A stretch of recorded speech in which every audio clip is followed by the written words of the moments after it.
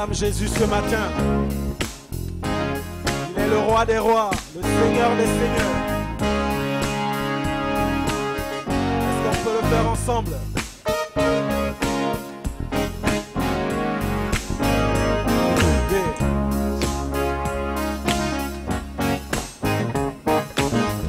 Jésus, tu es ma référence. Dans ma vie, tu es à la première place. Je ne connais plus la décadence. Avec toi, Seigneur, j'atteins l'excellence. Est-ce que tu peux le dire avec moi? Jésus, tu es ma référence. Dans ma vie, tu es à la première place. Je ne connais plus la décadence. Avec toi, Seigneur, j'atteins l'excellence.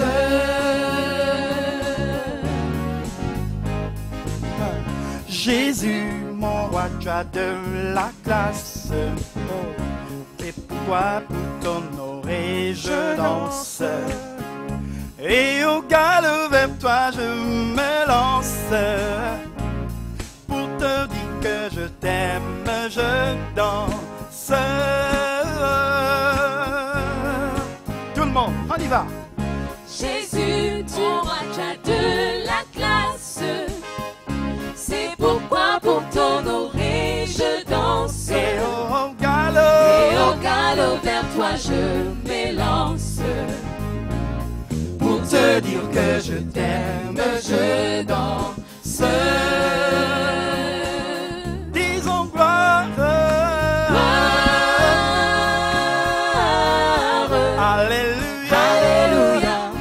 Hosanna. À lui la gloire.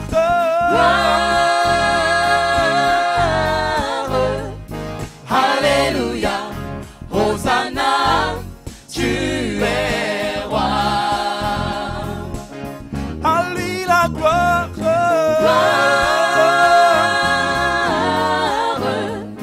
Alléluia. Hosanna. La gloire.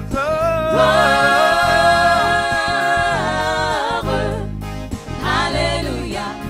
Hosanna. Tu es roi. À lui la gloire ce matin. Alléluia. Alléluia. Hosanna. La gloire.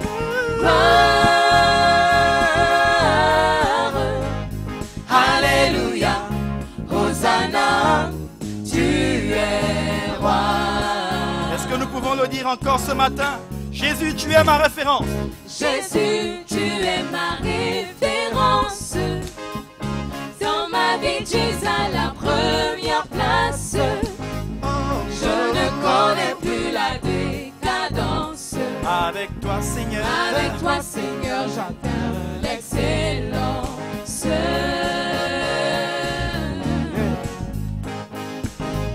Jésus, mon roi, tu as de la classe.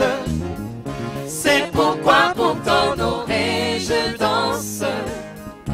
Et au galop vers toi, je m'élance. Pour te dire que je t'aime, je danse. À lui la gloire.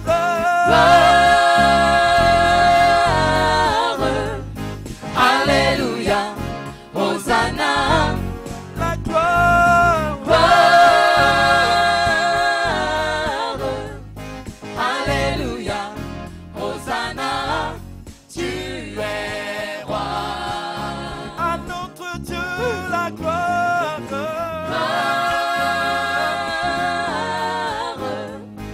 Alléluia. Hosanna. La gloire.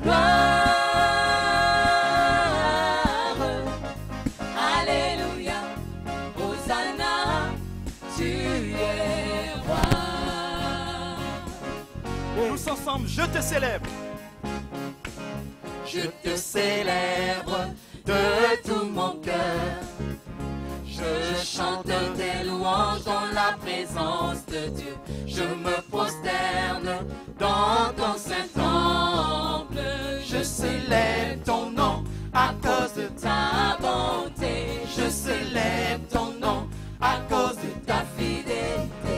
Je célèbre ton nom à cause de Ta bonté, Je célèbre ton nom à cause de ta fidélité. Je te célèbre. Je te célèbre de tout mon cœur. Je chante des louanges dans la présence de Dieu. Je me prosterne dans ton saint temple. Je célèbre ton nom à cause de Ta bonté, je célèbre ton nom à cause de ta fidélité. Je célèbre ton nom à cause de ta bonté. Je célèbre ton nom à cause de ta fidélité. Seigneur le jour. Seigneur, le jour où je t'ai invoqué, tu m'as exaucé, tu m'as rassuré. Seigneur, le jour où je t'ai invoqué, Tu as fortifié mon âme. Je dirai toujours que tu es mon Seigneur. Je dirai toujours que tu es mon. Je dirai toujours. Je dirai toujours que tu es mon Seigneur. Je dirai toujours que tu es mon. Je dirai Je dirai toujours que tu es mon Seigneur. Je dirai toujours que tu es mort pour moi. Seigneur, le jour où je t'invoquais, tu m'as exaucé, tu m'as rassuré. Seigneur, le jour où je t'invoquais, tu as fortifié mon âme. Je dirai toujours que tu es mon Seigneur, je dirai toujours que tu es mort pour moi. Je dirai toujours que tu es Mon Seigneur, je dirai toujours que tu es mort. Est-ce que nous pouvons l'acclamer encore? Notre Dieu est digne de louange ce matin. Et c'est lui que nous célébrons. Célébrer. Est-ce que vous pouvez le célébrer avec moi? Célébrer, De tous nos cœurs, célébrer. célébrer, Nous célébrons Jésus. célébrer, Nous célébrons sa gloire. célébrer, Alléluia. Alléluia. Célébrer. De tous nos cœurs, nous les célébrons. célébrer, Célébrer. De tous nos cœurs, nous l'élevons. célébrer, célébrer, De tous nos cœurs, nous l'élevons. célébrer. Seigneur, le jour. Seigneur, le jour où je t'ai invoqué, tu m'as exaucé, tu m'as rassuré. Seigneur, le jour où je t'ai invoqué, tu as fortifié mon âme. Je dirai toujours que tu es mon Seigneur. Je dirai toujours que tu es mort pour moi. Je dirai toujours que tu es mon Seigneur. Je dirai toujours que tu es mort pour Je dirai moi. toujours. Je dirai toujours que tu es mon Seigneur. Je dirai toujours que tu es mort pour moi. Je dirai. Je dirai toujours que tu es mon Seigneur. Je dirai toujours que tu es mort. Je dirai. Je dirai toujours que tu es mon Seigneur. Je dirai toujours que tu es mort pour moi. Je dirai toujours. Je dirai toujours. Que tu es mort pour moi. Je dirai toujours. Que tu es mon Seigneur. Je dirai toujours. Que tu es mort pour moi. Est-ce que Dieu est la source de votre joie ce matin? C'est lui que nous célébrons. Il nous a donné la vie. Et nous voulons profiter de cet instant pour rendre la gloire à notre Dieu. N'est-ce pas? Est-ce que nous pouvons pousser un cri de joie à la gloire à notre Dieu? Dieu est la source de notre joie. Dieu est la source de ma joie. Alléluia. Est-ce que tu peux le dire encore ce matin? Dieu est la source de ma joie. Alléluia. Dieu est la source de ma joie. Il est la source. Il est la source. Dieu est la source de ma joie. Il est la source. Il est la source. Dieu est la source de ma joie. Dieu est la source de ma joie. Il est la source. Dieu est la source de ma joie. Il est la source. Il est la source. Dieu est la source de ma joie. Il est la source. Il nous comble de joie. Dieu est la source de ma joie. Il est la source. Il est la source de ma joie. Dieu est la source de ma joie. Il est la source. Il est la source. Dieu est la source de ma joie. Il est la source. Il est la source. Dieu est la source de ma joie. Alléluia, alléluia, alléluia. Nous sommes heureux de vous accueillir ici à travers ce culte en ligne, premier service.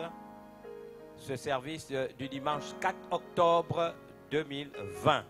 Nous voulons vous lancer un grand shalom et prier Dieu que la bénédiction de l'Éternel qui enrichit et qui ne se fait suivre d'aucun chagrin soit votre partage. Je voudrais que nous puissions, pour commencer, chanter ce merveilleux cantique par lui-même. Par lui-même, Dieu est capable.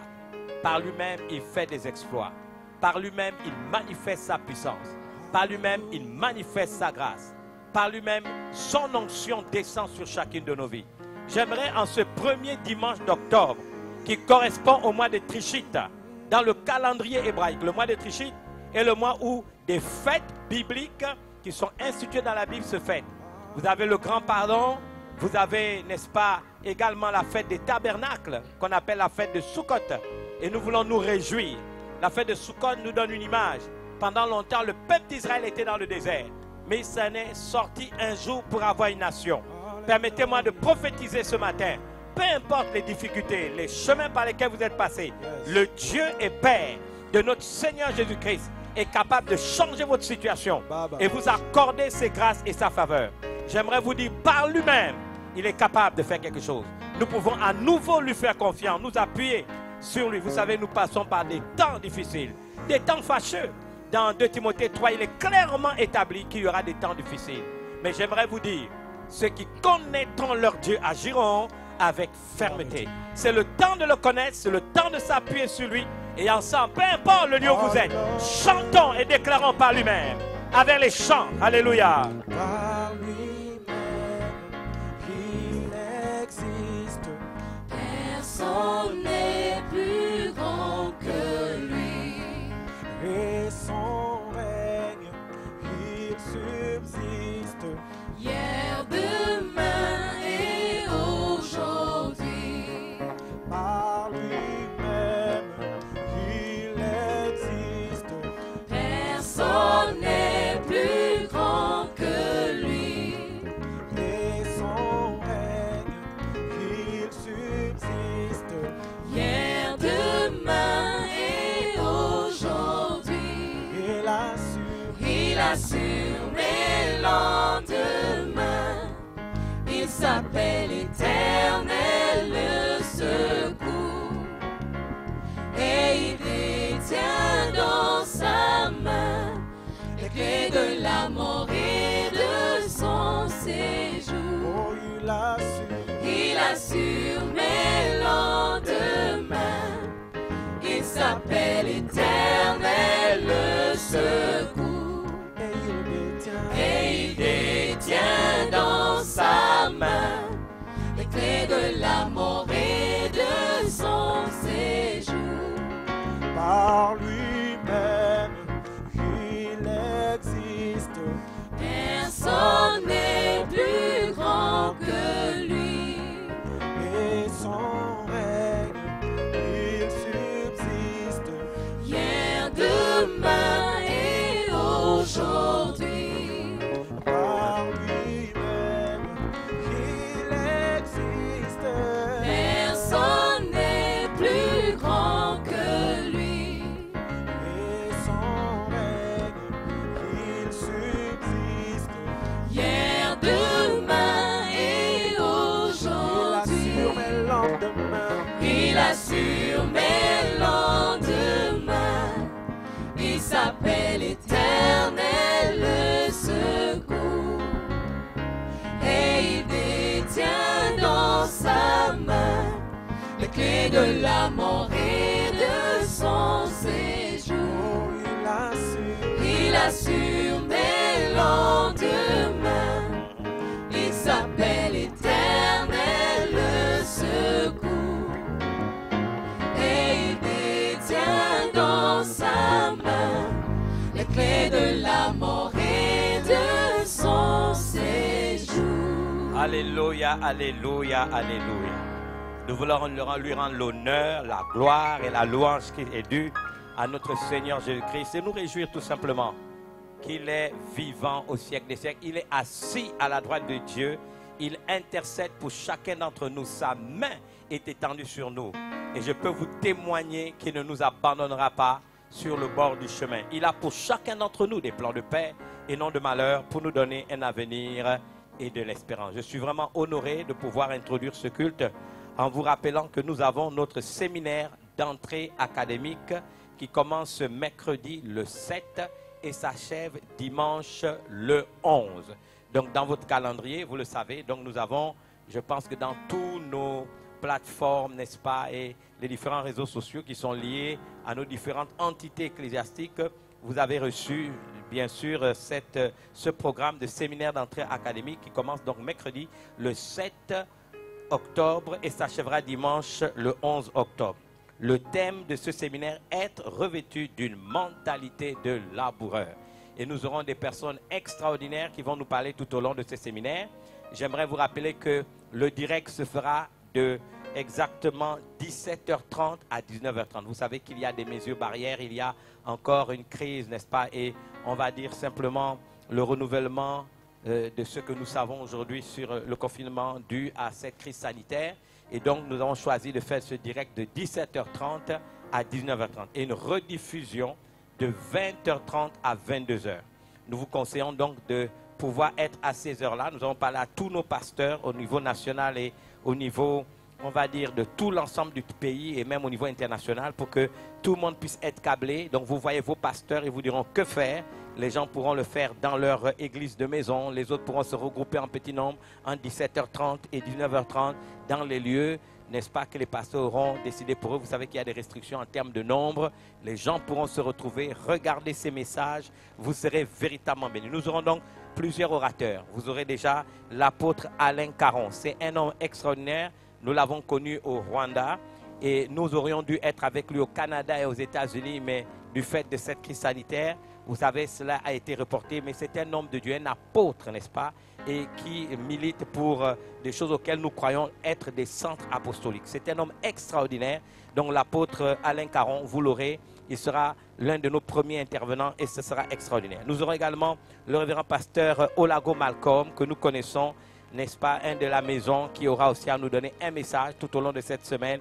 Nous sommes heureux de savoir qu'il pourra dire ce qu'il y a dans son cœur, partager son expérience et être pour chacun de nous d'une source de bénédiction. Nous aurons également un autre pasteur, le révérend Xavier Ngumba. Je sais que dans sa vie, il a une dimension prophétique. Il sera d'une très grande bénédiction. Et vous le savez, du côté de Port-Gentil, nous sommes tous excités de pouvoir l'écouter. Il aura un message extraordinaire. Vous savez, vous aurez des messages qui viennent du Canada. Vous pouvez les voir depuis le Canada, Port-Gentil, Libreville. Et bien sûr, vous aurez le révérend et la révérende Francis Michel et Scholastique Badinga qui auront aussi à intervenir et nous allons passer un temps exceptionnel.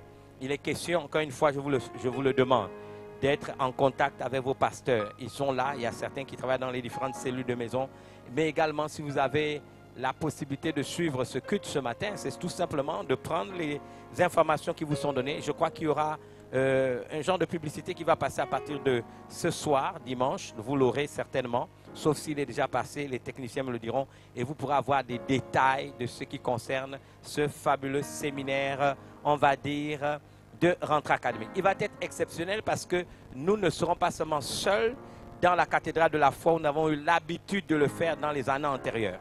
Mais nous aurons des gens de tout le pays. Vous imaginez, nous avons dans tout le pays, nous avons des implantations sur les 9 provinces du pays. Nous aurons également ceux de la Guinée équatoriale. Nous aurons ceux du Sénégal. Et je suis très excité à l'idée que cette église que nous venons d'ouvrir au Sénégal, où il y a plus de 200 et quelques personnes, sera en direct avec nous. Nous aurons également, n'est-ce pas, ceux du Canada, parce que les églises de cet apôtre qu'est Alain Caron seront tous connectés avec nous. Et nous avons également des partenaires en France qui nous ont demandé d'envoyer les liens, et les techniciens pour qui je vous demande de prier sont en train de faire un travail formidable. Alléluia, t'appartiens.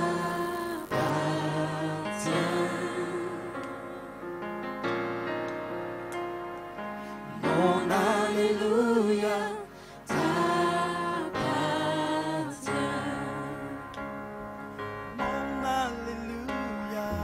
Mon Alléluia t'appartient.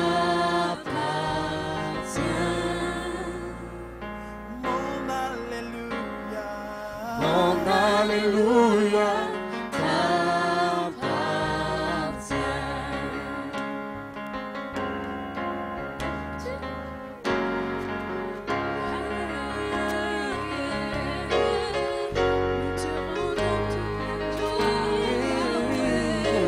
Mon Alléluia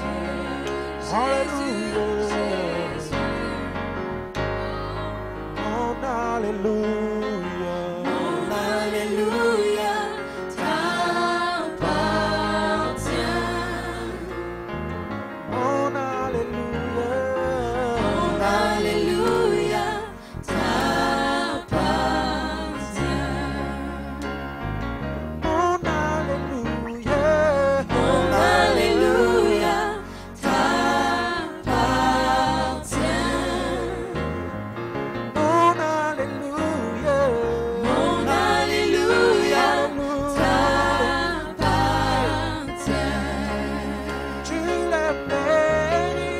Tu le mérites.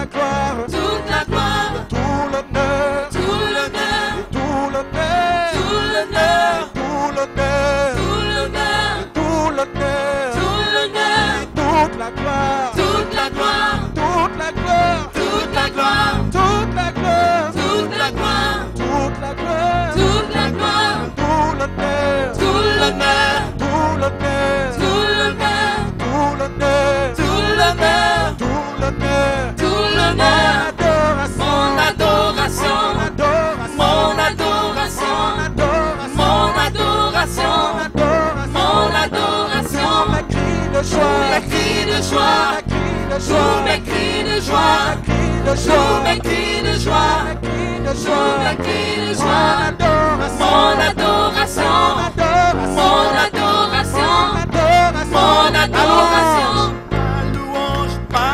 louange, tu le mérites, tu le mérites, tu le mérites, tu le mérites, tu le mérites, tu le mérites, tu le mérites, tu le mérites, tu le mérites, tu le mérites, tu le mérites, tu le mérites. tu le mérites.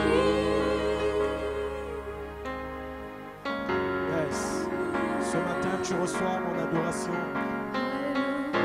Tu reçois, Éternel, l'expression de nos cœurs, de ma louange. Tu reçois toute ma gratitude. Yes. À toi seul l'honneur, à toi seul la gloire ce matin. À toi seul la grandeur. À toi seul la grandeur. Nul n'est comparable à toi. Alléluia. Hey. Reçois toute l'adoration ce matin. Tu es digne d'être levé. Sois la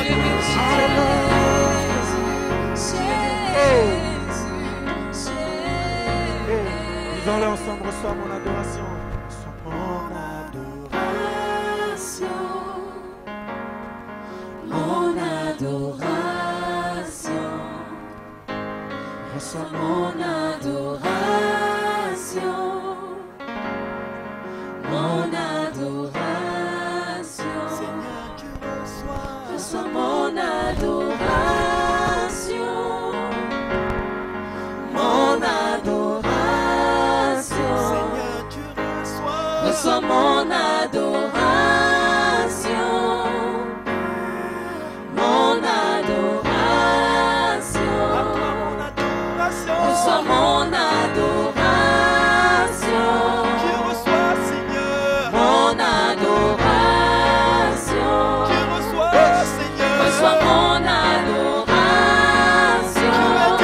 D'être adoré. mon adoration, Nous faisons monter vers toi. reçois mon adoration, C'est toi que nous élevons. mon adoration. Reçois, Seigneur, notre Reçois adoration. mon adoration, Tu es digne d'être levé. mon adoration, Tu es digne d'être adoré. reçois mon adoration,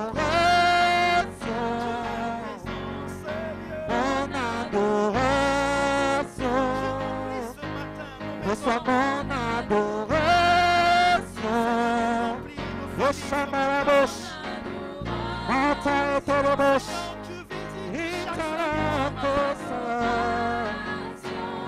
Visite chaque mon cœur. adoration, Tu visites chaque reçois mon maison. adoration, Seigneur, tu fais ton entrée. mon adoration, Reçois, Seigneur. Reçois, reçois mon Seigneur. adoration, Reçois, Seigneur. mon adoration, Tu reçois, Seigneur. reçois mon adoration, Seigneur, tu reçois. mon adoration, Seigneur, tu reçois. reçois mon adoration.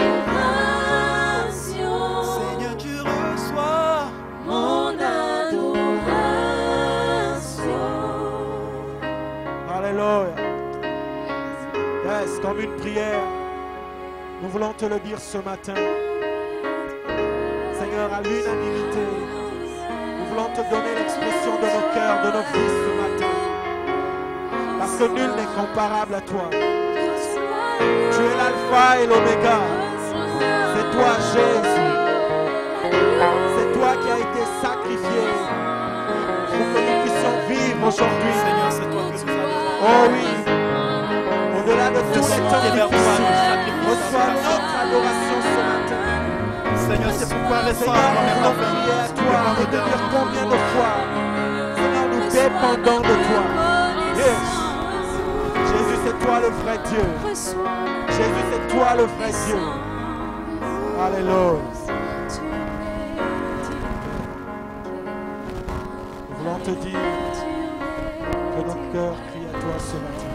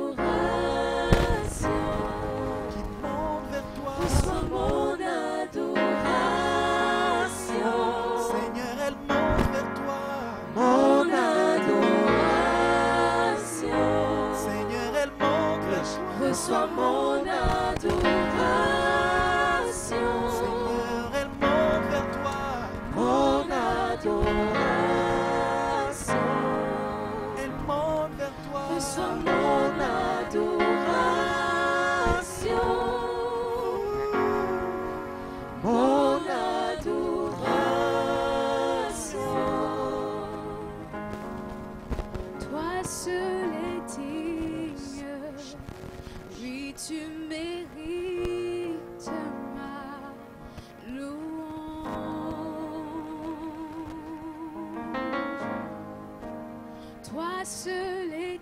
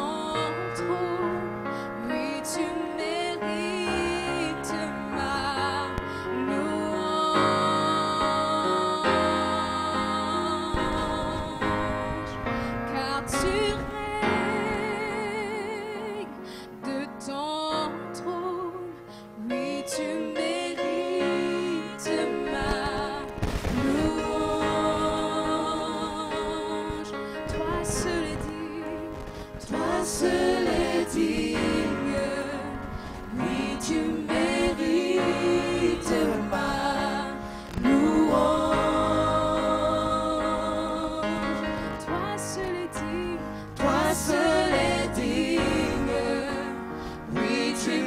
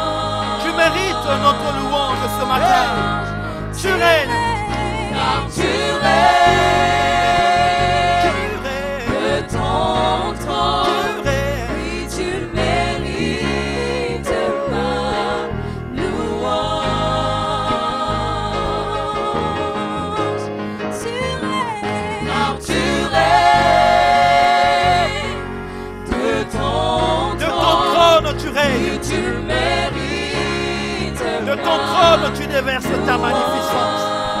Ta gloire est présente, ta gloire est manifeste. Car tu règnes de ton trône. Oui, tu mérites ma louange. Précieux Jésus, précieux Jésus. Tu es précieux, précieux Jésus. Seigneur, tu es précieux pour nous, précieux Jésus. Tu es précieux dans nos vies, Yahweh, précieux Jésus. Tu es tellement précieux dans nos vies, précieux Jésus. Oh, tu es précieux, précieux Jésus. Tu es précieux, précieux Jésus. Tu es précieux. Précieux Jésus. Tu es précieux. Précieux Jésus. Précieux Jésus.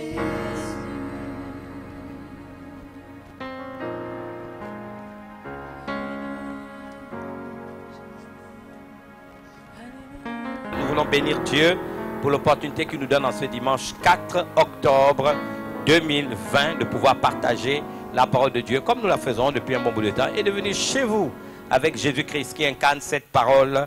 La Bible déclare dans Jean chapitre 1 qu'au commencement était la parole était avec Dieu, la parole était Dieu lui-même et rien de ce qui a été fait n'a été fait sans elle. En elle, c'est-à-dire la parole était la vie et la vie était la lumière des hommes. Nous devons souvent nous souvenir du verset 14 et la parole a été faite chair. Elle a habité parmi nous, pleine de grâce et de vérité. Et à chaque fois, nous faisons partie de ceux qui le pensons et le croyons, que nous ouvrons notre Bible, c'est à Jésus-Christ que nous rendons visite. Nous avons une thématique, les armes de notre combat, et j'ai le plaisir de vous présenter la deuxième partie de cet enseignement, les armes de notre combat. Nous ne reviendrons pas sur ce qui a été dit dimanche dernier, mais nous avons développé la thèse selon laquelle notre combat n'est pas charnel. Le comprendre nous ouvre irrévocablement les portes de la victoire. Notre combat n'est pas charnel parce que les armes avec lesquelles nous combattons ne sont pas charnelles, mais elles sont puissantes par la force de Dieu pour détruire les forteresses. Pour détruire les forteresses. Et ça, c'est important. Vous devez l'intégrer et c'est la raison pour laquelle nous avons donc développé, n'est-ce pas, un ensemble de vérités pour ramener les gens à intégrer dans leur cœur que le combat n'est pas charnel. Ce qui a poussé le grand rabbin et apôtre Paul à s'étonner, à chaque fois il s'est exclamé, il a dit aux Galates stupides, qui vous a jeté un sort, ah mes pauvres amis Galates, que vous êtes insensés, qui vous a fasciné ainsi, on dirait que vous avez été ensorcelés. Aux Galates insensés qui vous a ensorcelé, ou encore aux Galates insensés qui vous a envoûté ainsi. Et dans le texte de Louis II, aux Galates, est pourvu de sens, qui vous a fasciné. Et il conclut en disant, après avoir commencé par l'esprit, vous avez, n'est-ce pas, vous voulez vous maintenant finir par la chair. Le combat ne peut pas être un combat de la chair. Nous ne luttons pas contre, n'est-ce pas, des hommes, la chair, le sang, mais contre, la Bible déclare, des dominations, des organisations spirituelles sataniques et contre des esprits, n'est-ce pas, méchants dans le lieu céleste en Jésus-Christ. Des princes de ce monde des ténèbres et contre les esprits, n'est-ce pas, méchants qui sont dans les lieux célestes. Et c'est important pour nous donc d'intégrer ces vérités. Le combat ne peut pas être charnel. Et souvent, nous sommes choqués de voir que les gens usent de moyens frauduleux, donc la chair, pour essayer, on va dire, d'atteindre des objectifs. Même quand quelquefois, on va dire quoi, les défis que nous voulons relever sont des défis sensés, sont des défis légitimes, mais pourtant, usons des armes spirituelles pour pouvoir atteindre ces défis que nous voulons relever. J'ai rappelé à dessein Galates chapitre 5 qui nous rappelait que les œuvres de la chair sont manifestes et on nous a donné un ensemble de choses qui dénotent de manière claire que ce sont, n'est-ce pas, des œuvres de la chair. Elles sont visibles, elles sont manifestes et on peut facilement les détecter. L'impudicité, l'impureté, la dissolution, l'idolâtrie, la magie, les inimitiés, les querelles, les jalousies, les animosités, les disputes, les divisions, les sectes, l'envie, l'ivrognerie, les excès de table, et on a ajouté et les choses semblables. Je vous dis d'avance, comme je l'ai dit, que ceux qui commettent de telles choses n'hériteront pas le royaume de Dieu. C'est quoi le royaume de Dieu? C'est la sphère, n'est-ce pas, où Dieu règne, où sa volonté est respectée, accomplie. C'est un espace, n'est-ce pas, où Dieu impose sa volonté, impose ses faveurs, impose ses grâces, impose sa bénédiction. Peu importe le lieu où nous habitons, peu importe le lieu où nous pouvons être, lorsqu'il manifeste sa grâce et ses faveurs, à chacun d'entre nous, c'est le royaume de Dieu qui s'impose. C'est cette sphère où Dieu règne et où sa volonté est respectée et accomplie. J'ai donné l'image d'une ambassade. Vous savez, vous avez l'ambassade des États-Unis ici au Gabon, à Libreville. L'ambassade se trouve du côté, on va dire, de la Sablière dans la commune d'Akanda. Quand vous rentrez à l'ambassade des États-Unis, vous êtes aux États-Unis. L'ambassade est physiquement à Libreville, dans le nord de la ville, dans l'arrondissement, n'est-ce pas, la commune d'Akanda, vers la Sablière. Mais quand vous y entrez, c'est l'ambassade des États-Unis. C'est la loi des États-Unis qui s'impose à ce lieu géographique. Donc si quelqu'un quitte Libreville, va à l'ambassade des États-Unis, il entre, il est dans le territoire américain. Il y a des règles internationales qui font que on ne peut pas, sur quelque prétexte que ce soit, aller violer cet espace territorial qui appartient à l'ambassade des États-Unis. L'ambassade des États-Unis est physiquement à Libreville, dans le nord de Libreville, certes, construit là. Mais quand vous y allez, que vous y entrez, vous êtes à l'ambassade des États-Unis. Vous êtes dans le territoire américain. C'est la même chose avec le royaume de Dieu. La sphère où Dieu règne, où sa volonté est respectée et accomplie. Là où elle s'impose, que ce soit à la maison, que ce soit à l'église, que ce soit au bureau, que ce soit à la rue, que ce soit dans un avion, c'est la volonté de Dieu qui s'impose à nous. C'est ça, la manifestation de sa grâce, la manifestation de ses faveurs. Et donc, si nous vivons dans la chair, nous n'allons pas avoir ce privilège parce que la Bible dit de manière claire, nette et précise. La Bible déclare que ceux qui commettent de telles choses n'hériteront point le royaume de Dieu. Si je m'engage dans un combat de la chair, j'ai rappelé ce merveilleux texte de 2 Corinthiens au chapitre, je crois, 2 Corinthiens chapitre 4, versets 3 à 4. Si nous combattons selon la chair, ce n'est même pas ce texte. La Bible déclare que si notre évangile, excusez-moi, est encore voilé, il est voilé pour ceux qui périssent. Pour ceux dont le Dieu de ce siècle a aveuglé l'intelligence afin qu'ils ne voient pas briller la splendeur de l'évangile qui est l'image même de Dieu.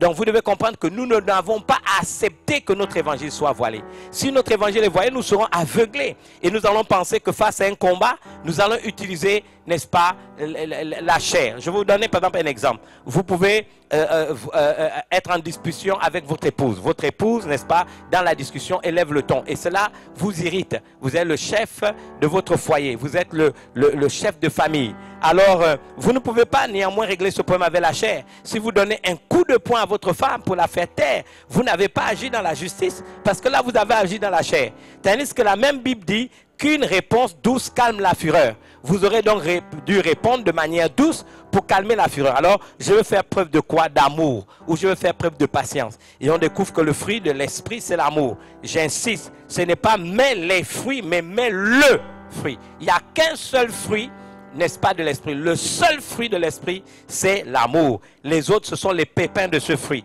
Donc vous avez l'amour qui est le fruit de l'esprit. Et à l'intérieur de l'amour, il y a la joie, la paix, la patience, la bonté, la bénité, la fidélité, la douceur, n'est-ce pas, et la tempérance. Et la Bible dit que la loi de Dieu n'est pas contre ces choses. Et ceux qui sont en Jésus-Christ ont crucifié la chair avec ses passions et ses désirs. Donc si nous vivons par l'esprit, marchons aussi selon l'esprit. Et ce sont ceux qui décident, n'est-ce pas, d'intégrer dans leur vie chrétienne, on va dire même dans la dimension de la discipline de leur vie chrétienne, que le combat n'est pas charnel et qu'ils doivent comprendre cela, irrévocablement les portes de la victoire s'ouvriront à ces personnes.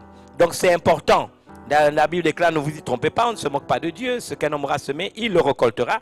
Mais le texte aurait pu, n'est-ce pas, s'arrêter là. La Bible dit, celui qui sème pour sa chair, il moissonne de la chair la corruption, mais celui qui sème pour l'esprit moissonnera de l'esprit la vie éternelle. Nous sommes dans Galates chapitre 6, versets 7 à 8. Donc je me réjouis que nous ayons pu apprendre que notre combat n'est pas charnel.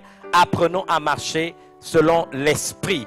Et encore une fois, j'insiste sur la nécessité pour vous. Si vous voulez voir le royaume de Dieu se manifester, l'ambassade du ciel se manifester, l'ambassade où Dieu siège, se manifester à votre endroit. Si vous voulez voir l'ambassade où Jésus est à la position d'autorité à la droite de Dieu le Père, s'imposer à vous en toutes circonstances, apprenez à développer. Non, je veux dire ici, n'est-ce pas, les œuvres de la chair, mais développer dans votre vie, dans votre cœur, ce que nous avons appelé donc le fruit de l'esprit qui est l'amour. Et avec l'amour viendra la joie, la paix, la patience, la bonté, la bénignité, la fidélité, la douceur et la tempérance. Aujourd'hui, nous passons à une deuxième arme de notre combat, la puissance du sang de Jésus et l'alliance qui en découle.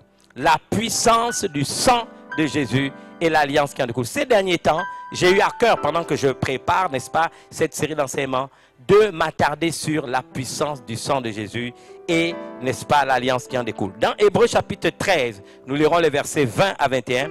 La Bible dit que le Dieu de paix, qui a ramené d'entre les morts le grand pasteur des brebis, par le sang d'une alliance éternelle, notre Seigneur Jésus vous rende capable de toute bonne œuvre pour l'accomplissement de sa volonté et fasse en vous ce qui est agréable par Jésus-Christ, auquel soit la gloire au siècle des siècles. Amen. Ce texte est un texte extraordinaire. Ce texte biblique est un texte fabuleux. Nous sommes dans Hébreux chapitre 13, versets 20 à 21.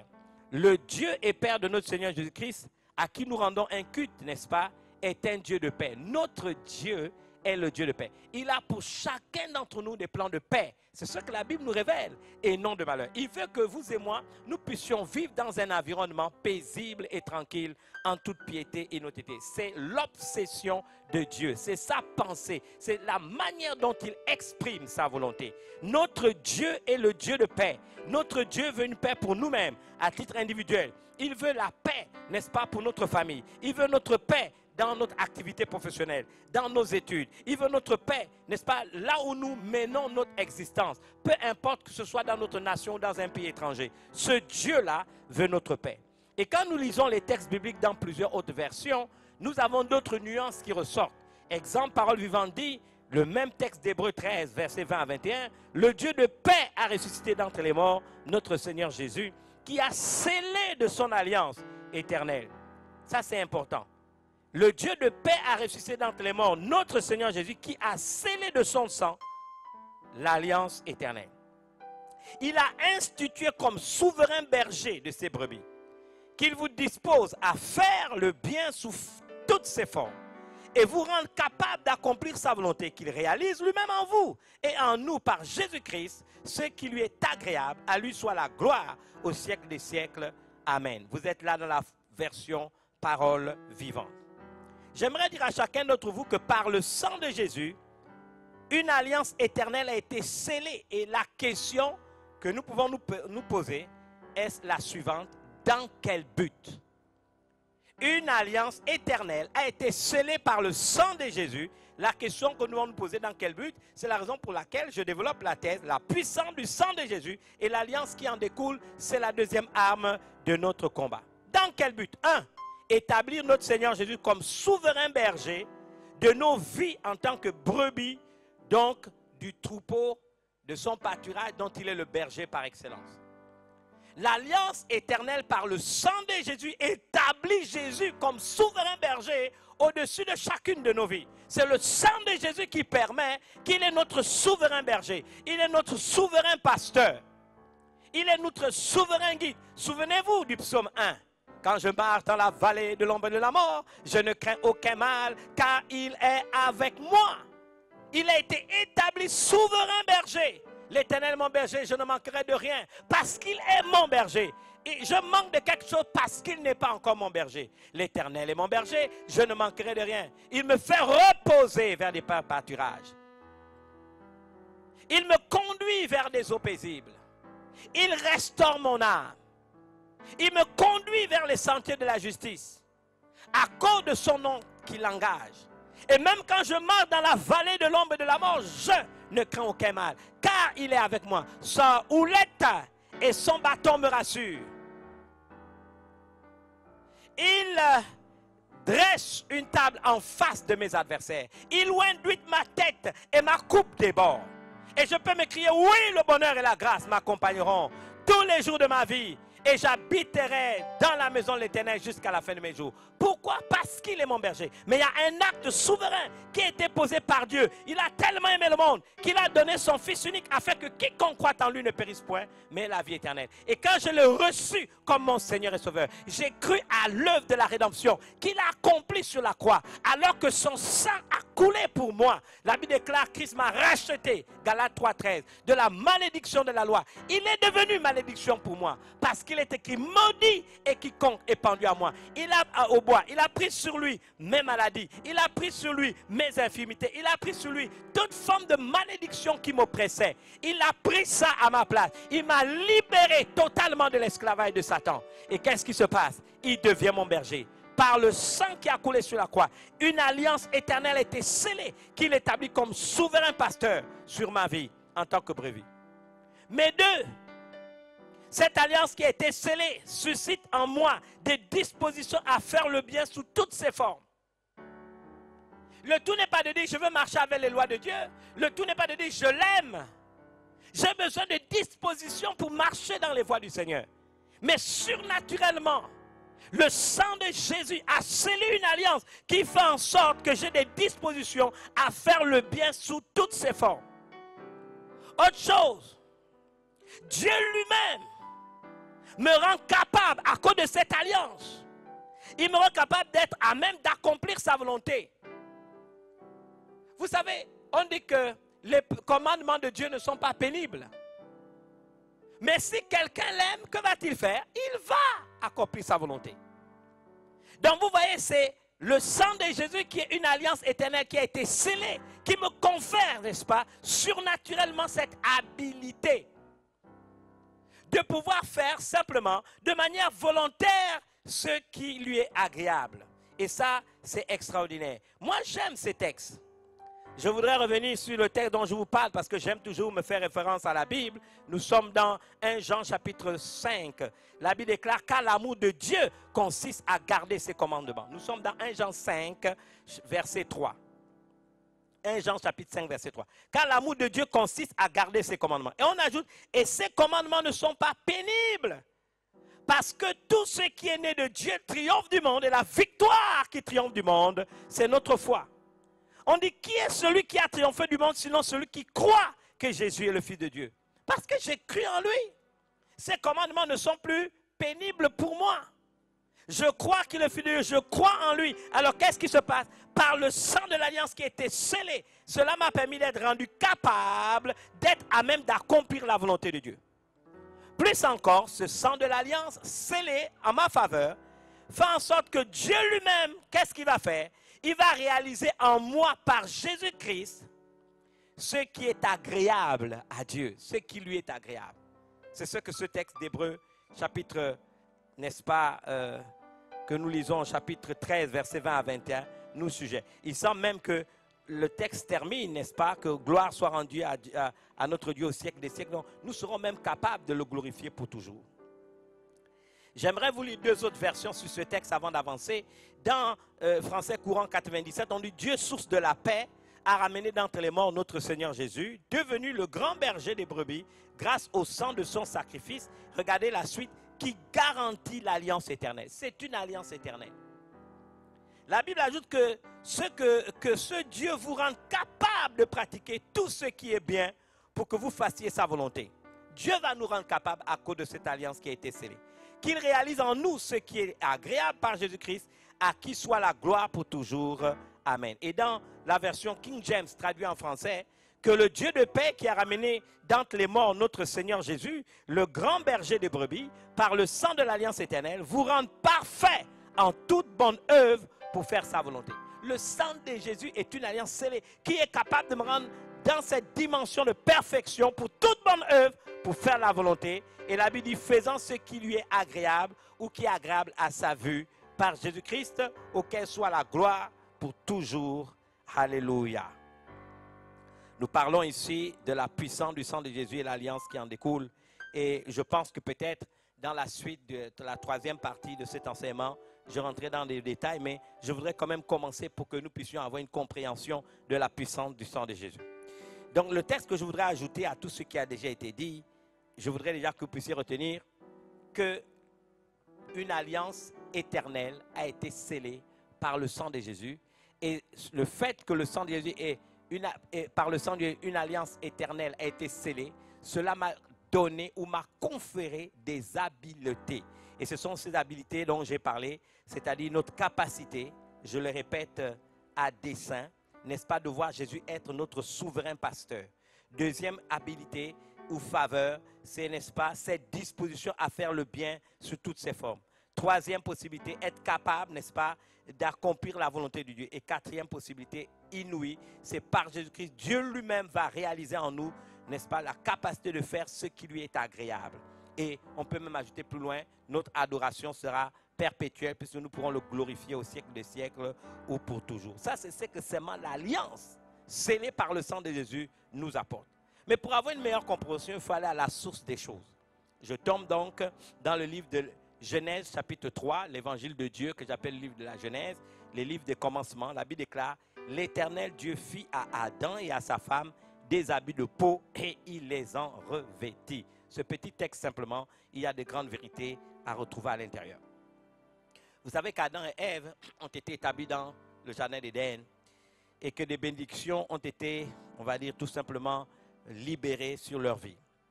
Si vous lisez Genèse chapitre 1, par exemple, à partir du verset 26, vous pouvez vous imaginer la dimension qui était attachée à leur vie, puisque la Bible dit, puis Dieu dit, faisons l'homme à notre image, selon notre ressemblance, et qui domine sur les poissons de la mer, sur les oiseaux du ciel, sur le bétail et sur toute la terre, et sur tous les reptiles qui rampent sur la terre. Dieu créa l'homme à son image, il le créa à l'image de Dieu, il créa l'homme et la femme, et Dieu les bénit, et Dieu leur dit, soyez un fécond, multipliez, remplissez la terre, et assujettissez et dominez sur les poissons de la mer, sur les oiseaux du ciel, et sur tout animal qui se meut sur la terre. Et vous savez, quand Dieu a créé l'homme, c'était une chose inouïe, c'était une chose extraordinaire. Et donc, lorsque Dieu a formé l'homme, dans le verset 7 de Genèse 2, la Bible déclare, l'Éternel Dieu forma l'homme de la poussière de la terre, il souffla dans ses narines un souffle de vie et l'homme devint une créature vivante. Ensuite, puis Dieu l'Éternel planta un jardin et il va placer l'homme dans le jardin d'Éden. Ce qui est extraordinaire, la Bible nous le dit de manière claire, l'Éternel Dieu prit l'homme, le plaça dans le jardin d'Éden pour le cultiver et pour le garder. Au verset 16, l'Éternel Dieu donna cet ordre à l'homme, tu pourras manger de tous les arbres du jardin, mais tu ne mangeras pas de l'arbre de la connaissance du bien et du mal, car le jour où tu en mangeras, tu mourras. L'Éternel Dieu dit donc qu'il n'est pas bon que l'homme soit seul, il va lui faire cette femme qui était déjà en lui et ils vont devoir commencer à vivre en harmonie dans le jardin. Mais vous connaissez la suite. L'homme, finalement, s'est laissé séduire par Satan et Satan est parvenu à tromper l'homme. Satan est parvenu à dire à l'homme que non, si tu manges l'arbre de la connaissance du bien et du mal, tu seras comme Dieu. Ce que moi j'appelle la tentation du pouvoir. L'homme avait déjà le pouvoir. Dieu l'a rendu fécond. Il lui a dit, voilà, domine, marche sur tes ennemis. Il lui a donné la domination sur toute sa création. La terre est devenue la juridiction de l'homme. Il l'a placé dans le jardin d'Éden pour cultiver le jardin, l'embellir, n'est-ce pas, maintenir les standards divins et pour le protéger. Puisque même le serpent déguisé en serpent était, le diable déguisé en serpent plutôt, était lui-même une créature de Dieu. Dieu a dit, je te donne la domination sur tout ce que j'ai créé. Alors Dieu met une restriction et beaucoup de personnes s'offusquent du fait que Dieu a mis une restriction. Dieu nous donne tout, mais nous devons lui prouver chaque jour qu'il crée que nous sommes sous son autorité. Et il y a deux façons de le faire. Et ces deux façons sont importantes. La première, quelqu'un m'a dit, mais la Bible déclare qu'avant même que j'ouvre la bouche, Dieu sait de quoi j'ai besoin. Pourquoi donc dois-je encore prier? J'ai dit justement, puisqu'il sait déjà de quoi tu as besoin, le fait que toi tu prennes quand même la peine d'aller vers lui et de lui demander, c'est la preuve que tu te mets sous son autorité, sous sa dépendance. Tu le reconnais donc comme la source de ta vie et c'est donc ton Père. Et quand on prie, on nous dit notre Père qui est dans les cieux. Mais la deuxième chose, c'est la dîme. La deuxième chose, c'est ce qui lui appartient. Le sacrificateur dans Deutéronome, le Lévite dit, j'ai ôté de ma maison ce qui t'était consacré. C'est-à-dire, quand je prends ce qui appartient à l'Éternel, ce qu'il a, n'est-ce pas, mis de côté pour lui, et qui, c'est simplement la preuve que je suis sous son autorité. Il est mon père, il est ma source. Il m'a tout donné, mais 10% correspond à quoi? À ce que je lui retrocède. Et quand je le lui rends, je lui fais allégeance. Je dis à Dieu, tu es mon Dieu, tu es mon roi, tu es mon pain, tu es ma respiration, tu es mon eau, tu es mon souffle de vie. Seigneur, 10% sur tout ce qu'il me donne. Cette restriction n'est pas une punition. Je dois pouvoir lui faire allégeance. Nous acceptons, par exemple, qu'un président de la République nomme un premier ministre. Nous acceptons que le premier ministre nomme un gouvernement et qu'ensuite, ils doivent aller prêter serment. Pourquoi ils vont prêter serment devant un chef d'État? Pourquoi ils doivent, n'est-ce pas, témoigner de leur loyauté, témoigner de leur fidélité? Ils font allégeance à celui qui les a nommés pour leur dire, vous m'avez fait confiance, je vous serai loyal, je travaillerai, j'accomplirai les missions que vous m'avez données. Il nous a établis sur la terre pour tout gérer. Il nous a tout donné. En ce que nous devons lui retrocéder 10% et tout ce que nous avons, faites la part. Ce n'est pas parce que Dieu en a besoin. Il est dans les cieux. Le psaume 24 déclare, la terre et tout ce qu'elle renferme appartiennent à Dieu. La création tout entière, c'est ça, propriété. Nous sommes dans le psaume 24. Mais dans AG2, il dit, l'or est à moi, l'argent est à moi. C'est ce qu'il dit. L'or et l'argent sont à Dieu. Mais il t'a tout donné en tant que régent, n'est-ce pas, de son œuvre. Tu es celui qui gère sa création. Il t'a donné des compétences, il t'a donné des dons, il t'a donné des talents, il t'a donné l'intelligence, il t'a donné un savoir-faire. Il te donne tout ce que tu as. Reviens avec 10%. Et quand tu me fais allégeance, et quand tu me les rétrocèdes, c'est l'acte souverain qui démontre que je suis toujours ta source et que tu es toujours sous mon autorité. Dans l'arbre de la connaissance du bien et du mal, c'était comme, n'est-ce pas, une dîme. Je t'ai donné, attendez, il y avait l'arbre de vie. Et l'arbre de vie, il a refusé de le manger. S'il avait mangé l'arbre de vie, tous les humains seraient restés immortels.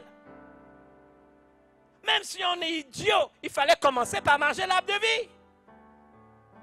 Vous savez, dès que l'acte de désobéissance, de rébellion, n'est-ce pas, s'est manifesté, la première chose que Dieu a faite, c'est d'envoyer des anges pour protéger l'arbre de vie, afin que l'homme qui avait déjà été souillé par le péché ne vive pas éternellement sous le joug du péché. Là encore, c'est la preuve de son amour pour nous. Parce que vous imaginez, il aurait vécu éternellement, mais dans les problèmes. Dieu a dit, nous envoyons des anges. Et les anges avaient des épées flamboyantes, ont protégé l'arbre de vie. Si vous lisez Apocalypse, on dit que ces feuilles de l'arbre-là apportent la guérison aujourd'hui. Donc, quelle est la problématique? Je suis maintenant dans Genèse 3:21. Ils ont mangé de l'arbre de la connaissance du bien et du mal. Qu'est-ce qui s'est passé? Ils ont découvert qu'ils étaient nus. Dieu se retire parce que c'est la gloire Shekinah et la gloire Kabod de Dieu qui les revêtait. Ils étaient tous deux nus, ils n'en avaient point honte. Parce que la gloire de Dieu les habillait. Dès que la gloire de Dieu s'est retirée, ils ont vu qu'ils étaient physiquement nus. Ils ont eu peur, ils se sont cachés. Ils ont commencé à prendre des feuilles pour chercher des solutions pour cacher leur nudité. Nous sommes dans Genèse 3:21. L'Éternel Dieu fit à Adam et à sa femme des habits de peau et les en revêtit. J'aimerais vous dire une chose. Écoutez-moi bien. On parle du sang.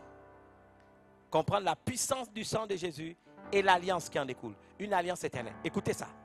Il leur fit des habits de quoi? De peau.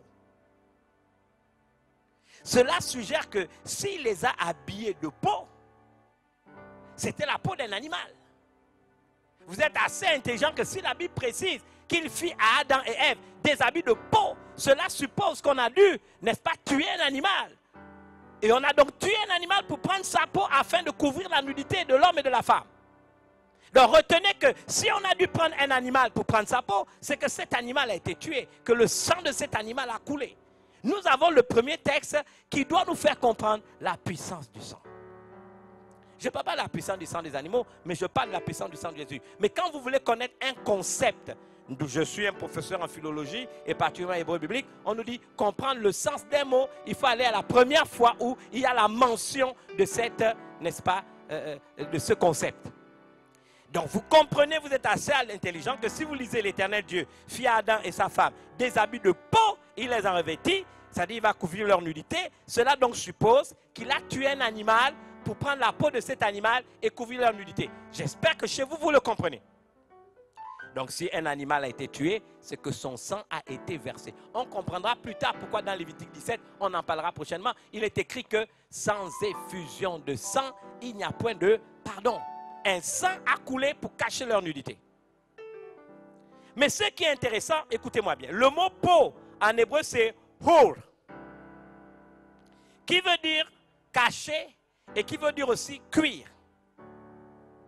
Mais ce qui m'intéresse, c'est le mot revêtir, labach. Labach veut dire envelopper, revêtir d'un habit, se vêtir, armer, endosser, équipé. Donc ce qui est intéressant, quand du sang coule, par extension le sang de Jésus qui a coulé pour nous laver de tous nos péchés, ce sang-là, c'est un habit. Il nous enveloppe, il nous revêt, il nous arme, il nous endosse, il nous équipe. Le sang de Jésus, effectivement, qui parle mieux que celui d'Abel, le sang d'un esprit éternel, a la même fonction.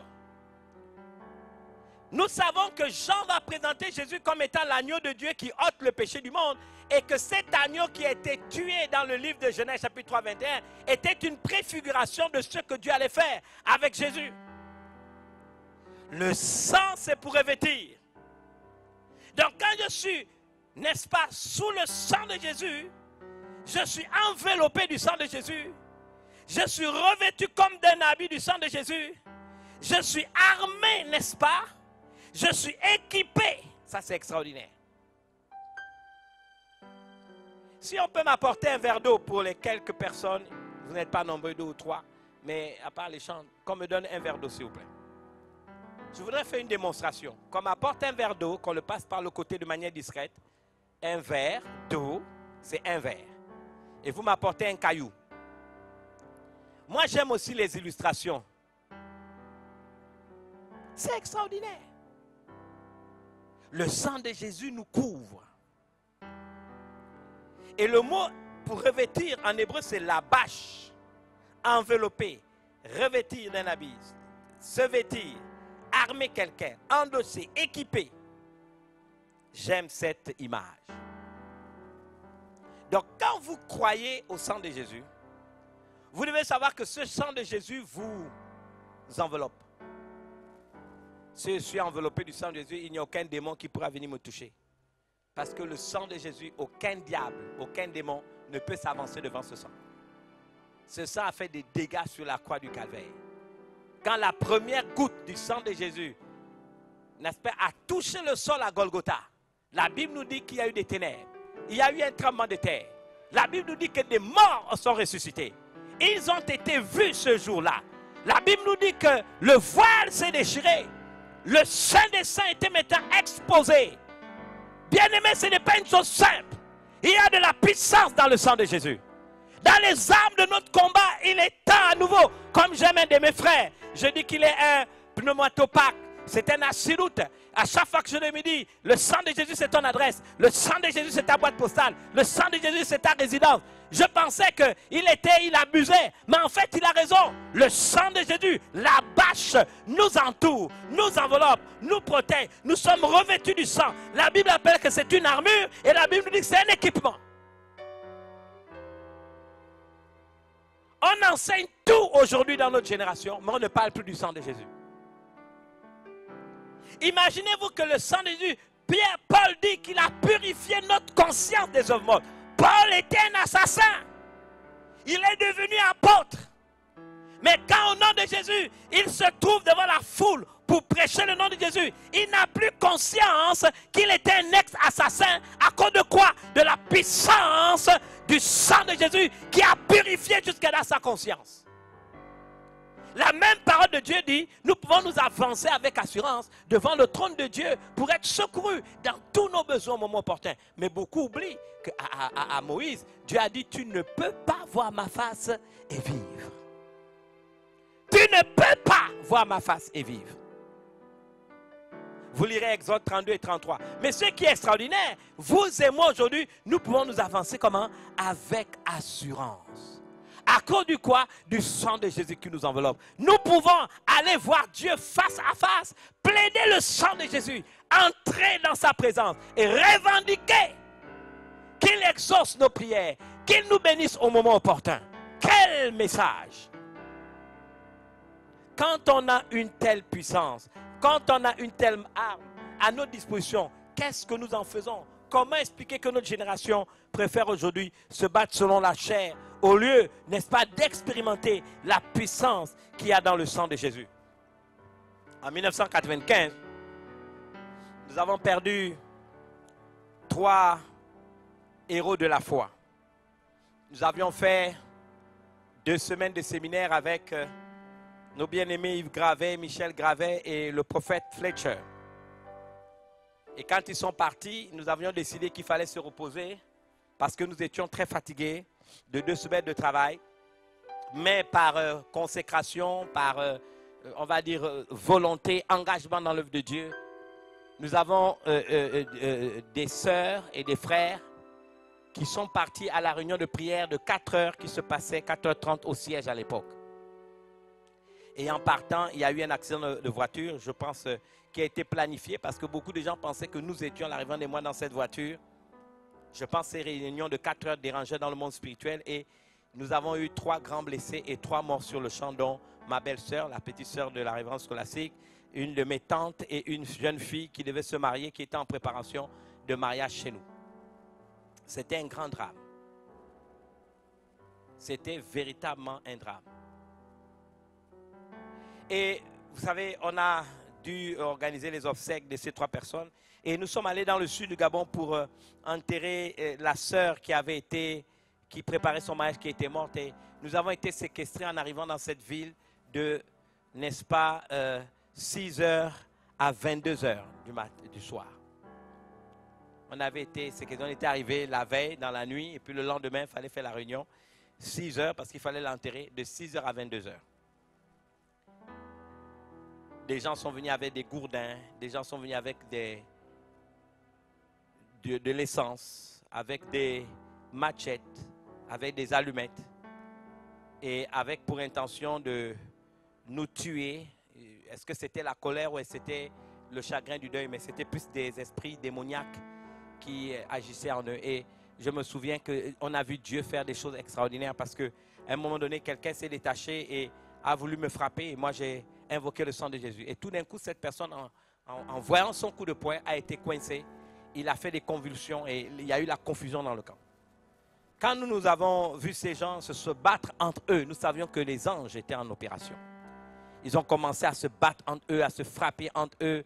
C'était inouï. Et donc, pendant qu'ils se frappaient, la chose était tellement difficile, n'est-ce pas? Était tellement grave. Que s'est-il passé? Il s'est passé que finalement, ils ont décidé de nous reconvoquer le lendemain. Mais j'aimerais vous dire que le soir, quand nous avons prié, nous avons invoqué le sang de Jésus. Et nous avons particulièrement plaidé le sang de Dieu et invoqué le sang de Dieu sur celui qui était, qu'on pourrait appeler le maître de cérémonie dans le camp du diable. Celui qui orchestrait tout. Je ne citerai pas son nom par pudeur. On va l'appeler Belzébul. Et ce homme, vous imaginez, avec la révérende et ceux qui étaient avec nous, nous avons proclamé le sang sur ce monsieur. J'ai dit par pudeur, je veux l'appeler Belzébul. Et on a dit, nous mettons, d'abord lui-même s'est appelé Belzébul le lendemain. Et on a invoqué le sang sur cette personne. On a invoqué le sang, on a invoqué le sang. Le lendemain, 6h, il fallait aller maintenant dans leur parcelle pour décider, parce que ça faisait 2 jours que le corps n'avait pas été enterré. Et nous sommes allés là-bas. Je me souviens très bien que ce monsieur, la réunion a commencé, il s'est détaché, il est venu vers moi et il m'a regardé dans les yeux en me disant, pourquoi tu as cité mon nom? Et il m'a dit ce que je vous dis, je m'appelle Belzébul. Pourquoi tu as invoqué le sang de Jésus sur moi? Et moi, je l'ai regardé dans les yeux et en mon esprit, je criais que le sang de Jésus te touche encore. Tout d'un coup, il a fermé ses yeux et il m'a dit, je regrette ce que j'ai fait hier. Et on a pu enterrer cette jeune sœur. Vous voyez ce caillou est là dans ma main, je vais le mettre dans le verre. Personne ne peut prendre sa main et toucher le caillou qui est à l'intérieur sans se mouiller les doigts ou sans mouiller sa main. Si je veux prendre cette pierre qui est à l'intérieur du verre, il me faut forcément, vous savez, c'est ça la bâche. Exactement la bâche, c'est ça. Ça dit que le sang de Jésus nous couvre comme ce caillou est à l'intérieur de ce verre avec de l'eau à l'intérieur. Le sang de Jésus nous couvre. C'est ça la bâche. Nous sommes enveloppés, nous sommes cachés, nous sommes couverts, nous sommes équipés, nous sommes entourés, nous sommes endossés. Donnez-moi le nom du démon qui viendra vous toucher. Donnez-moi le nom du démon qui n'a même pas pu retenir Jésus dans le tombeau. Pas seulement Jésus. Quand le sang de Jésus a touché le sol, la Bible nous dit qu'il y a une résurrection des morts. Il y a eu un cataclysme à Jérusalem à cause de la puissance du sang de Jésus. Des lépreux qui étaient dans des vallées ont été purifiés de leur lèpre. Des gens ont vu avec leurs yeux des morts ressuscités. La puissance qu'il y a dans le sang de Jésus. Savez-vous que cette puissance est encore à notre disposition? Savez-vous que cette puissance nous est encore donnée? Nous n'avons pas à croire que le message du sang, c'est un ancien message, c'est un message du passé. Non, aujourd'hui on prêche tout, mais on ne prêche pas le sang de Jésus. Je voudrais terminer en vous disant ceci par rapport à ce message. C'est le texte d'Apocalypse 12, 11, 12. Je vais conclure avec. La Bible déclare, ils l'ont vaincu à cause du sang de l'agneau. Mais la Bible ajoute, et à cause de la parole de leur témoignage. Vous savez, souvent on n'a pas compris ce texte. Ils l'ont vaincu à cause du sang de l'agneau. Quand il dit à cause du sang de l'agneau, vous devez avoir à cœur l'alliance éternelle qui est scellée par le sang de Jésus. Avec les habilités que cela nous donne, dont j'ai fait référence tout à l'heure. Mais on dit à cause de la parole de leur témoignage. La parole de leur témoignage, ce n'était pas simplement... Parce que le premier niveau de lecture de ce texte, il ne s'agit pas des paroles que nous débitons. La parole de leur témoignage, c'est quoi? C'est que leur vie était un message. La parole de leur témoignage était un message. Regardez, vous comprenez le lien qu'il y a avec le sang de Jésus qui a scellé une alliance qui nous donne des habilités? Quelles sont ces habilités? Notre capacité à voir Jésus être notre souverain berger. Quelles sont ses capacités? Des dispositions à faire le bien sous toutes ses formes. Quelles sont ses capacités? Être capable d'accomplir la volonté de Dieu. Quelles sont ses capacités? Dieu lui-même travaille en nous par Jésus-Christ à faire en sorte que nous fassions ce qui lui est agréable. Quelle est cette habilité? La capacité de le glorifier pour toujours. Ça, c'est ce que nous confère l'alliance du sang de Jésus qui a été scellée par ce sang-là. Maintenant, ils l'ont vécu à cause du sang. Mais cela a eu un impact sur leur vie. À cause du sang de l'agneau, mais à cause de la parole de leur témoignage. La parole du témoignage, premier niveau de lecture, il s'agit de ma vie qui devient un message. Ma vie est un témoignage. Je réussis. Vous savez, aujourd'hui, les gens tombent malades. Les gens meurent de manière précoce. Le premier démon qui vient frappe et on est KO, 4 roues en l'air. Les chrétiens, vous savez, du 1er siècle, c'était des offices mineurs, savaient ce qu'il y avait dans la puissance du sang de Jésus. Je dis, aucun sorcier ne peut vous résister si vous croyez à la puissance du sang de Jésus. Aucune menace ne peut vous intimider si vous croyez à la puissance du sang de Jésus. Nous sommes dans des temps fâcheux, il y a des épidémies, il y a des, n'est-ce pas, crises sanitaires, et cela va s'empirer. Gloire soit rendue à Dieu. Vous et moi, nous avons une arme, le sang de Jésus. Un père de famille doit pouvoir se lever le matin, commencer sa prière et plonger sa maison dans le sang de Jésus. Plaider le sang de Jésus sur son épouse. Plaider le sang de Jésus sur chacun de ses enfants. Plaider le sang de Jésus sur sa famille. Un pasteur normalement constitué ne doit pas se plaindre, il doit plaider le sang de Jésus sur les fidèles qui lui sont échus en partage. Le sang de Jésus a de la puissance. Le sang de Jésus est une puissance. Aucun démon, aucune situation, aucune terreur. Si vous êtes comme ce caillou à l'intérieur d'un sauveur, je décrète la bâche sur votre vie. Que le sang de Jésus vous couvre. La bâche sur votre vie. Que le sang de Jésus vous enveloppe. La bâche sur votre vie. Soyez habillés du sang de Jésus. Soyez revêtus du sang de Jésus. Soyez protégés par le sang de Jésus. Le sang de Jésus est capable de vous protéger. Vous n'avez pas à avoir peur. Aujourd'hui, les chrétiens ont peur de tout. C'est inadmissible. Nous avons des armes qu'il nous a données. Les armes de notre combat. Croire à la puissance du sang de Jésus, elle a scellé une alliance. Gloire à Dieu éternel. Cette alliance marche encore aujourd'hui parce que c'est une alliance éternelle. Ça marche encore aujourd'hui. N'allez pas à l'hôpital, même si vous êtes malade. Je sais que vous devez aller à l'hôpital. Mais allez en chantant le sang de Jésus. Allez en plaidant le sang de Jésus. Quand vous allez au tribunal, quelqu'un veut vous condamner. Rappelez-vous qu'une langue qui se lève en justice contre vous, vous allez la condamner. Proclamez avec votre bouche le sang de Jésus. Vous savez, nous sommes dans un monde où nos contemporains, dans leur majorité, sont possédés parce qu'ils n'ont pas Dieu. Ils sont inspirés par le diable. Même quand vous allez faire des courses, plaidez le sang de Jésus. Quand vous prenez votre voiture, plaidez le sang de Jésus. Quand vous êtes sur la route, plaidez le sang de Jésus. Quand vous voyagez, plaidez le sang de Jésus. Il n'y a aucun démon, il n'y a aucune puissance. Je termine avec cette histoire. Gwen Cho racontait une histoire. C'est une servante de Dieu que nous avons connue. Elle est venue ici à Libreville. Une servante de Dieu. Et personnellement, ceux qui me connaissent, je l'ai connue d'abord à travers ses livres. Et c'est un regretté frère qui a été pour moi un frère, un partenaire de prière, Masukagi Charles, qui, dans le monde visible, m'avait mis en contact avec elle parce qu'il l'avait rencontrée à Kinshasa. Et elle est venue à Libreville, je suis allé la rencontrer. Elle a raconté une histoire que un jour, elle faisait un songe. Et Satan l'a attaqué dans le songe. Et dans ce songe où Satan l'a attaqué, Satan lui a dit, je veux te faire du mal, je veux détruire ta vie. Et elle a répondu à Satan, je sais que tu peux détruire ma vie. Mais elle lui a dit, mais je sais une chose, tu ne peux pas lutter contre moi à cause du sang. Elle a dit ça dans le songe, tu ne peux pas lutter contre moi à cause du sang. Je sais que tu peux me faire du mal, mais à cause du sang, tu ne peux pas. Et puis Satan a instantanément répondu. Il dit, je n'ai pas peur du sang des moutons, je n'ai pas peur du sang des cabris, je n'ai pas peur du sang des bœufs. Et quand Satan lui a répondu, elle a tremblé comme une feuille. Parce qu'à l'instant où Satan lui parle, son imagerie mentale par rapport au sang était liée au sacrifice de l'Ancien Testament. Alors elle a commencé à paniquer. Et quelques minutes plus tard, elle entend Jésus susurrer dans son oreille, parle du sang de Jésus. Et donc elle s'est rattrapée et dit, je ne te parle pas du sang des animaux, tu as peur du sang de Jésus. Dès qu'il a dit ça, qu'elle a dit ça, elle a dit Satan s'est rétréci, il se rétrécissait, jusqu'à ce qu'il est devenu comme un petit nain et qui a fui. Satan fuira devant toi au nom de Jésus. Les circonstances tragiques fuiront devant toi à cause du sang de Jésus. Satan est devenu un nain. Il n'a pas peur des sangs des moutons. Il n'a pas peur des sangs des béliers. Il n'a pas peur des sangs des pigeons. Mais il a peur du sang de Jésus. Il sait que c'est le sang d'un esprit éternel. Les armes de notre combat doivent faire en sorte qu'à nouveau, dans des temps si fâcheux, nous activons à nouveau dans nos maisons, dans nos vies, le sang de Jésus. Il y a de la puissance dans le sang de Jésus.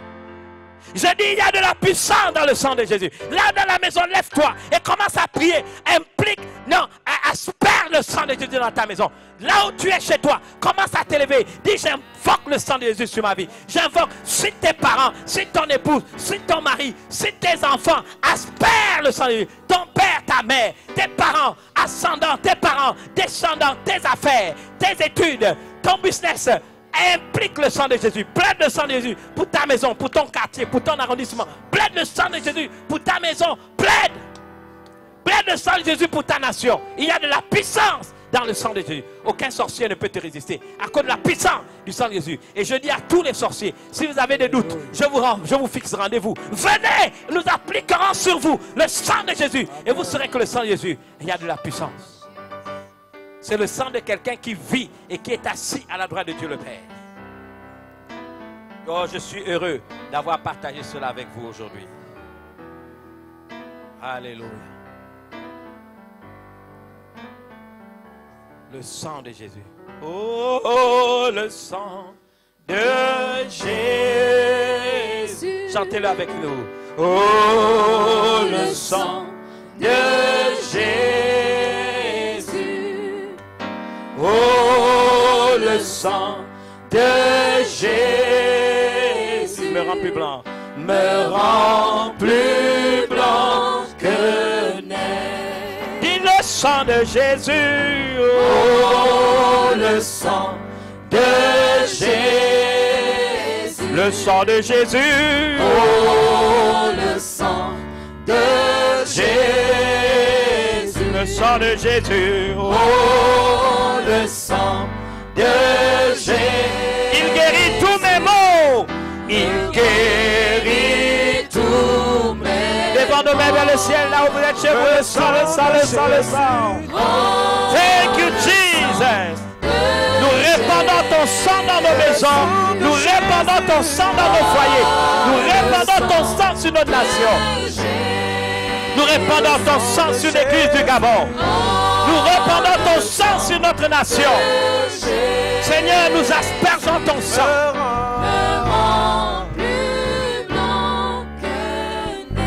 Alléluia. Thank you, Jesus.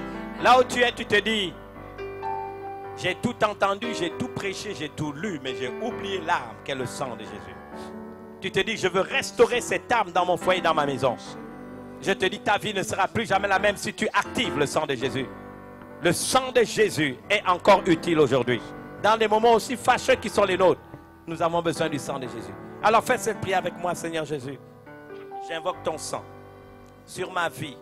Oui, ton sang sera à nouveau mon adresse, ma boîte postale, ma résidence. Je crois à la bâche. Seigneur, ton sang m'enveloppe. Ton sang va me revêtir comme un habit. Ton sang va m'armer, m'endosser, m'équiper. Tu as dit, oui, ils l'ont vaincu à cause du sang de l'agneau, mais aussi à cause de la parole de leur témoignage. Parce que ce sang, Seigneur, a été utilisé par Dieu, le sang de Jésus, pour sceller une alliance éternelle qui m'a conféré des capacités. Seigneur, la première, faire de toi mon souverain pasteur. La deuxième, Seigneur, mettre en moi des dispositions pour faire toute forme de bien.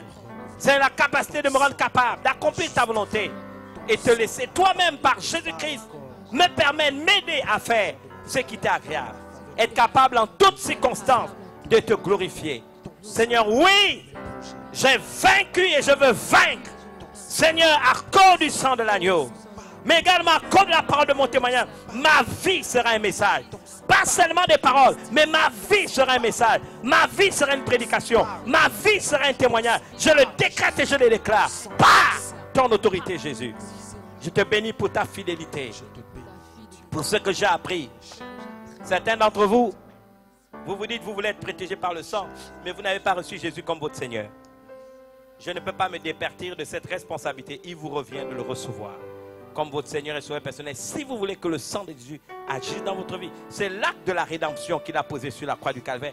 Et donc, il faut le recevoir pour que ce sang-là puisse agir en votre faveur. Dis simplement, Seigneur, j'ai compris la leçon. Je te donne ma vie.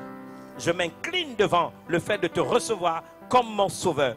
Quelle que soit la boue du péché où je me trouve, je crois que ton sang me lave, me restaure, me réinitialise, me réhabilite. Je le crois maintenant. Seigneur, tu es aussi mon Sauveur, mais aussi mon Seigneur. Je veux continuer à apprendre de toi. C'est pourquoi aujourd'hui, dimanche 4 octobre 2020, je te reçois dans ma vie comme mon Seigneur et Sauveur personnel.